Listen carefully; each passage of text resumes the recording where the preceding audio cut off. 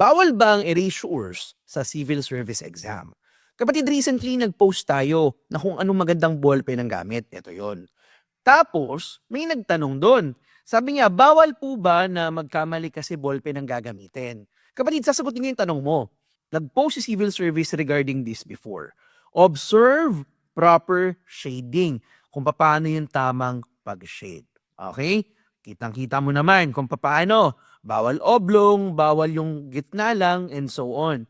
At nakalagay din dyan yung tamang erasure. Kita mo? Ang tamang erasure, kapatid, is kapag na-shade mo na yung sagot, lalagyan mo lang ng X, tapos mag-shade ka ng panibagong answer mo. Now, sir, maitanong mo, hanggang ilang beses pwede magkamali? Isa lang. Okay? Isa lang. Kapatid, kung hindi ka pa nagre-review, kakatapos lang ng free review natin kahapon. Now, recorded yon. Makikita mo dito sa ating YouTube channel. Panoorin mo para hindi ka magkamali sa exam. Para tama yung diskarte mo sa pag-take. Okay? Yun lang, kapatid. Ako nga pala si Rolando Tubo Jr.